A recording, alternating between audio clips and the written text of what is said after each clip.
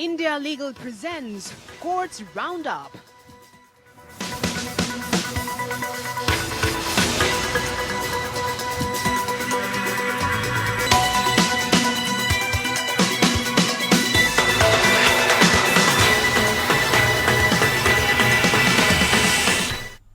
नमस्कार, स्वागत है आप सभी का कोर्ट्स राउंडअप में। मैं हूं आपके साथ कुमार कुणाल धीरज। इस बुलेटिन में अगले आधे घंटे तक हम आपको कोर्ट से जुड़ी तमाम छोटी बड़ी घटनाओं से अप टू डेट करवाएंगे। हाई कोर्ट से लेकर लोअर कोर्ट्स और सुप्रीम कोर्ट तक के फैसलों को आपके सामने रखेंगे। तो आइए शुरू करते हैं courts roundup. India Legal presents Courts Roundup.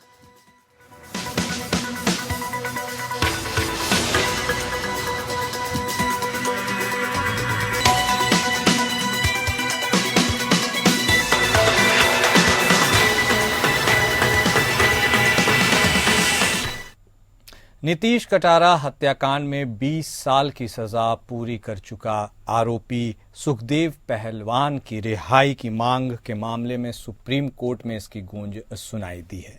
Supreme court ने सुनवाई के दौरान यह टिप्पणी की कि सरकार तब तक नहीं जागती जब तक उनको अवमानना का नोटिस न दिया जाए। जस्टिस अभय अशोक की अध्यक्षता वाली बेंच ने प्रदेश सरकार के द्वारा पहलवान की रिहाई पर कोई निर्णय नहीं लेने के लिए दिल्ली के प्रमुख सचिव होम को अवमानना का नोटिस जारी करते हुए अगली सुनवाई पर वर्चुअल रूप से पेश होने का भी आदेश दिया। सुप्रीम कोर्ट 28 मार्च को मामले पर अगली सुनवाई करेगा। दिल्ली सरकार की तरफ से कहा गया कि आज इस मामले पर मीटिंग होनी है, इसलिए हम इस पर निर्णय नहीं ले सके। हम अगली सुनवाई तक इस पर निर्णय ले लेंगे। इस पर कोर्ट ने कहा कि ऐसे में आपको इसके बारे में पहले ही कोर्ट को बताना चाहिए था, लेकिन आपने कुछ भी नहीं किया। इसके बाद अवमानना का नोटिस जारी किया। दरअसल सुप्रीम कोर्ट ने रिहा करने को लेकर फैसला लेने के लिए दिल्ली सरकार को आज तक का समय दिया था। नीतीश कटारा हत्याकांड में विकास यादव के साथ सुखदेव पहलवान को भी सजा हुई थी। विकास यादव को जहां 25 साल की सजा हुई थी, तो वहीं सुखदेव पहलवान को 20 साल की सजा सुनाई गई थी और सुखदेव पहलवान की इस साल 10 मार्च को ही उसकी सजा पूरी हो चुकी है।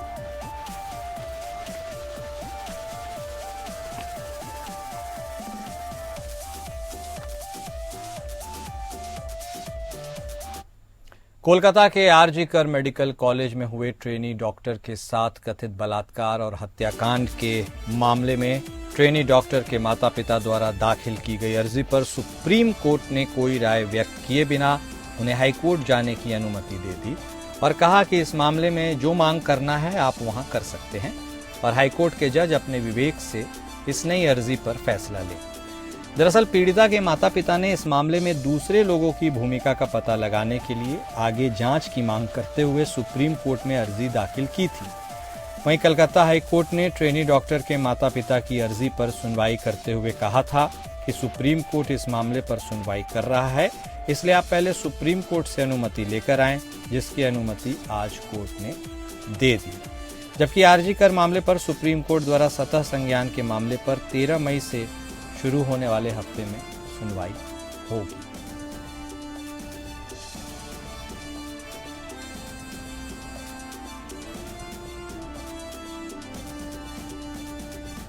सुप्रीम कोर्ट ने नेशनल ग्रीन ट्रिब्यूनल के उस आदेश को खारिज कर दिया जिसमें ऑरोविले फाउंडेशन को पुडुचेरी में अपने टाउनशिप में विकासात्मक गतिविधियों से रोक दिया गया था।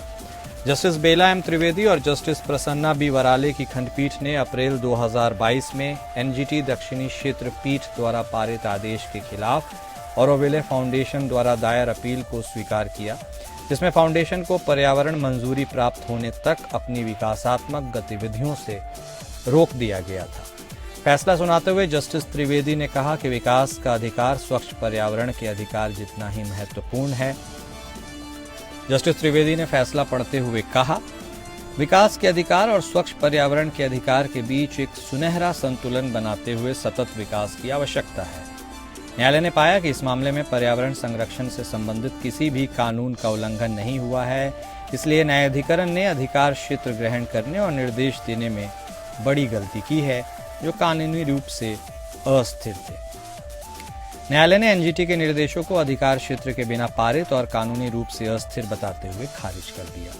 इस प्रकार आवेदक ने फाउंडेशन को प्रस्तावित क्राउन रोड परियोजना के लिए डार्कली वन या ऑरोविले के किसी भी क्षेत्र में किसी भी पेड़ को गिराने या झाड़ झंखाड़ को साफ करने से रोकने की मांग की थी। दूसरी ओर फाउंडेशन ने दावा किया कि ऑरोविले को अंतर्राष्ट्रीय सांस्कृतिक टाउनशिप के रूप में विकसित किया गया, न कि वन के रूप में, जैसा कि आवेदक ने दावा किया। एनजीटी ने ऑरोविला फाउंडेशन को वर्तमान में अपने कब्जे वाले क्षेत्र या मदर द्वारा परिकल्पित भूमि के क्षेत्र के संबंध में उचित टाउनशिप योजना तैयार करने और प्रस्तावित रिंग रोड और अन्य गतिविधियों के बारे में विवरण देने का निर्देश दिया, जिन्हें वे क्षेत्र में स्थापित करना चाहते हैं।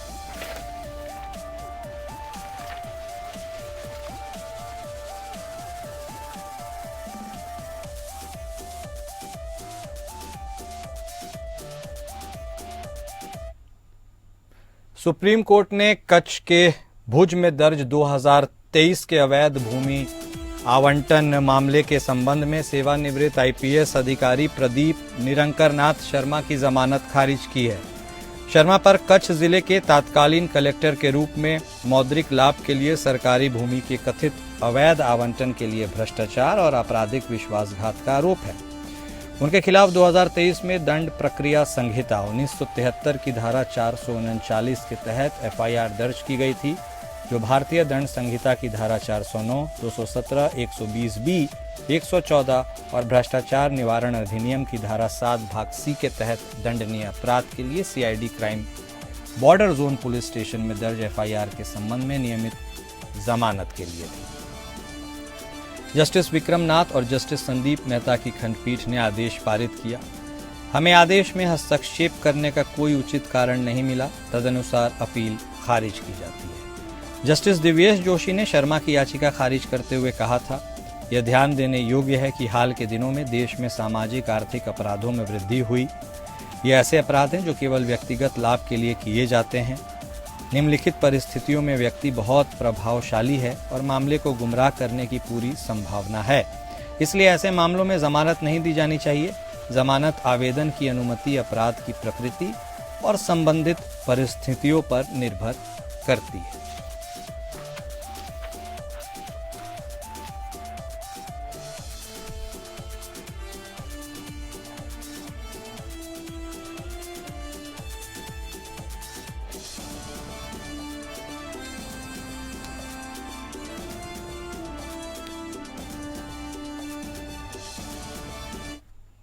राष्ट्रीय उपभोक्ता विवाद निवारण आयोग या एनसीडीआरसी ने हाल ही में एक सर्जन और एक अस्पताल को निर्देश दिया कि वे संयुक्त रूप से एक मरीज को 75 लाख रुपए का मुआवजा दें, जिनके सर्जरी में लापरवाही के कारण अपना दाहिना पैर खो दिया। यह शिकायत डॉक्टर अनिर्बान चटर्जी और Nightingale diagnostic and Medicare centre private limited, Kolkata के खिलाफ दायर की गई थी। साल 2015 में सर्जरी की गई थी जब मरीज की उम्र 17 वर्ष थी। यह प्रक्रिया तब की गई जब मरीज के दाहिने कूल्हे के पास में एक गांठ विकसित हो गई थी। 2015 में मरीज ऑपरेशन उसका किया गया। हालांकि सर्जरी के दौरान कुछ मात्रा में गोंद फिसलकर दाहिने पैर की मुख्य धमनी में चली गई, जिससे पैर में रक्त संचार रुक गया और गैंग्रीन विकसित हो गया। अंततः मरीज को दिल्ली के गंगाराम अस्पताल में भर्ती किया गया, लेकिन पैर की स्थिति और बिगड़ने के कारण जटिलताओं को रोकने के लिए उसे काटना पड़ा। इसके बाद मरीज को 90% स्थायी विकलांगता प्रमाणित किया गया। 2017 में मरीज और उसके पिता ने अस्पताल और डॉक्टर से 20 करोड़ रुपए से अधिक के मुआवजे की मांग करते हुए उपभोक्ता शिकायत दायर की। आयोग ने उपलब्ध साक्ष्यों की जांच के बाद पाया कि लापरवाही के कारण सर्जरी के दौरान खून धमनी में प्रवेश कर गया और अंततः पैर को काटना पड़ा। चूंकि मरीज को आर्टेरियोवेनस मैलफॉर्मेशन था, इसलिए डॉक्टर का यह कर्तव्य था कि वह मरीज को विशेष रूप से जोखिमों के बारे में जानकारी दे, बजाय इसके कि सामान्य सहमति पत्र पर हस्ताक्षर करवा दिए जाए। आयोग ने पाया कि एवीएम सर्जरी में लापरवाही स्पष्ट रूप से प्रमाणित होती है। इस सर्जरी के अप्रत्याशित परिणाम स्वरूप मरीज का पैर काटना पड़ा, जिससे उसकी आत्मसम्मान, रोजगार की संभावनाएं और गरिमा के साथ जीवन जीने की क्षमता पर प्रभाव पड़ा। राष्ट्रीय उपभोक्ता आयोग ने यह भी माना कि पीड़ित एक बालिका है, इसलिए इसके परिणाम और भी गंभीर हैं। आयोग ने यह ध्यान में रखा कि मरीज ने सर्जरी के लिए 2 लाख खर्च किए और कृत्रिम पैर के लिए 7,25,000 खर्च किए, जिसे नियमित रूप से बदलने की आवश्यकता होगी।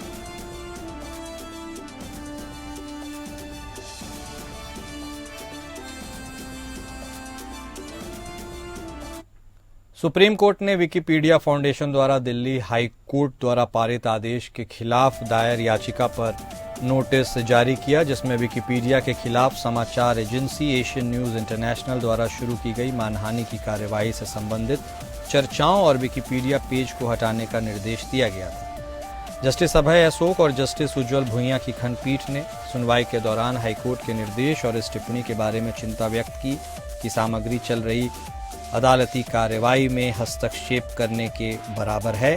खंडपीठ ने एनआई को नोटिस जारी करते हुए कहा, हम हाईकोर्ट द्वारा विवादित आदेश के पैराग्राफ नंबर 5 में जारी निर्देशों की वैधता और वैधता से चिंतित हैं।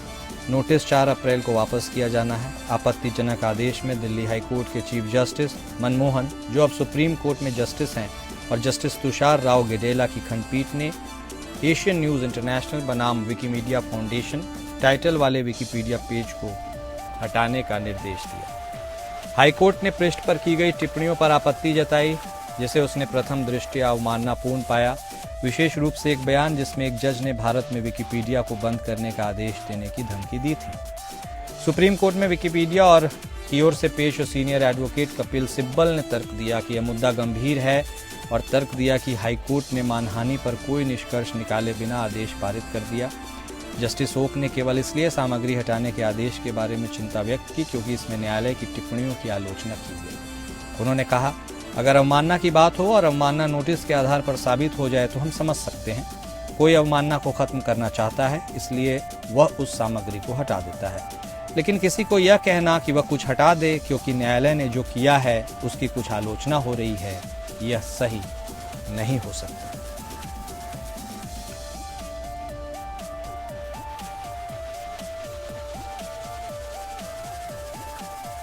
सुप्रीम कोर्ट में टुनटुन कुमार @ आशुतोष कुमार बनाम बिहार राज्य की सुनवाई हुई।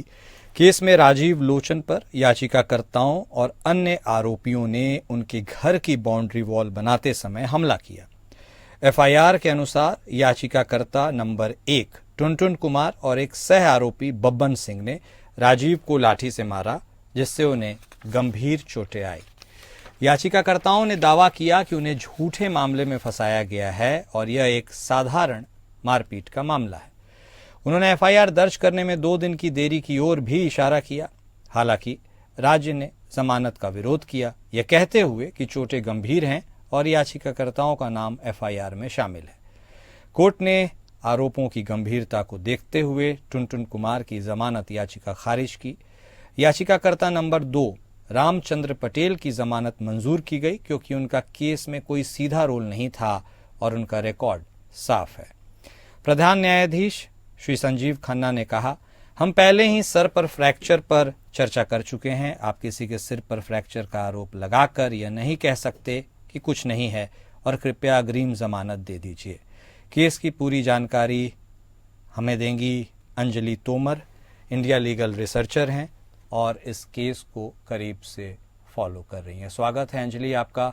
जो लोग इस केस को जानना समझना चाहे उनके लिए इस केस के बारे में अभी तक की लेटेस्ट अपडेट से अवगत कराइए। आज दिनांक 17 मार्च 2025 court number 1 bench number item number 1 और बेंच जो हमारे लीड कर रहे थे chief justice of India, honourable chief justice of India mister Sanjeev Khanna, honourable justice Sanjay Kumar और ऑनरेबल जस्टिस जयमाला बागची ने एक इम्पॉर्टेंट जजमेंट दी। ये इम्पॉर्टेंट जजमेंट लैंड डिस्प्यूट से रिलेटेड है। इस मामले के तथ्य कुछ इस प्रकार है कि जो हमारे इन्फॉर्मेंट के ब्रदर थे राजीव लोचन, वो अपने घर की बाउंड्री वॉल का निर्माण कर रहे थे। उस दौरान याचिकाकर्ता टुनटुन कुमार वहां पहुंचे अपने सह आरोपी बब्बन सिंह के साथ। बब्बन सिंह ने और टुनटुन कुमार ने वारदात को अंजाम वहां पर दिया और लाठी से उनके सर पर वार किया। वो वार इतना ज़्यादा गंभीर हो गया कि उनको बहुत ज़्यादा गंभीर चोटें आई, जिससे उनके सर में फ्रैक्चर हो गया। याचिकाकर्ताओं का दावा है कि उन्हें झूठे मामले में फंसाया गया और उन्होंने इस बात पर भी इशारा करा कि एफआईआर 2 दिन बाद दर्ज करवाई गई। हाई कोर्ट ऑफ पटना ने इस बात पर ध्यान दिया और तथ्य को ध्यान से देखा। उन्होंने फिर ये बताया कि जो मुख्य आरोपी है टुनटुन कुमार, उसकी जो बेल की अपील थी उसको खारिज कर दिया गया।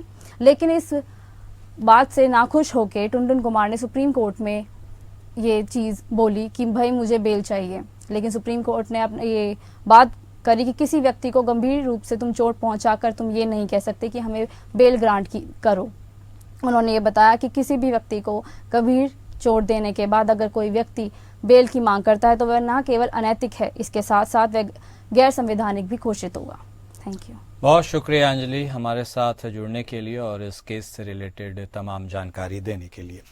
सुप्रीम कोर्ट ने हाल ही में 2 व्यक्तियों को आरोप मुक्त कर दिया है जिन पर अपने कर्मचारियों को सुरक्षा उपकरण जैसे हेलमेट, सुरक्षा बेल्ट, रबर के जूते उपलब्ध नहीं कराने का आरोप है, जिसके कारण लोहे की सीढ़ी का उपयोग करके साइन बोर्ड पर काम करते समय बिजली का झटका लगने से उनकी मृत्यु हो गई। अपीलकर्ताओं के खिलाफ धारा 304 यानी गैर इरादतन हत्या और 304A किसी व्यक्ति की मृत्यु का कारण बनने के तहत एफआईआर दर्ज की गई थी। आइए इंडिया लीगल वेब रिपोर्टर से समझते हैं कि culpable homicide not amounting to murder क्या होता है।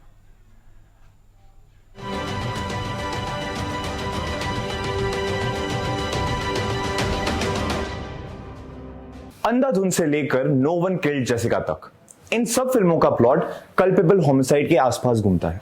लेकिन कल्पेबल होमिसाइड होता क्या है?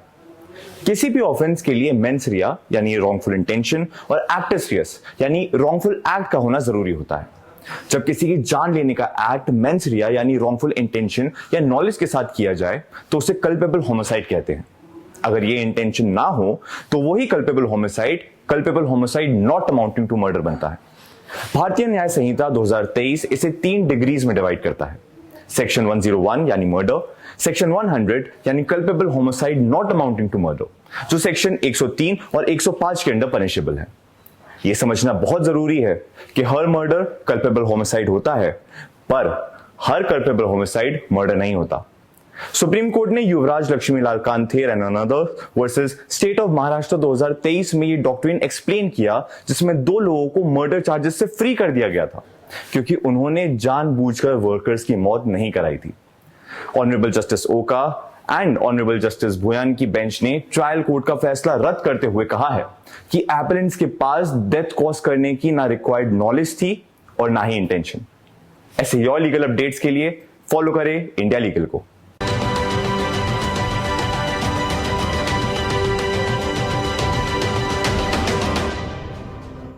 और कोर्ट्स राउंड अप में अभी के लिए बस इतना ही। नमस्कार। India Legal presents Courts Roundup.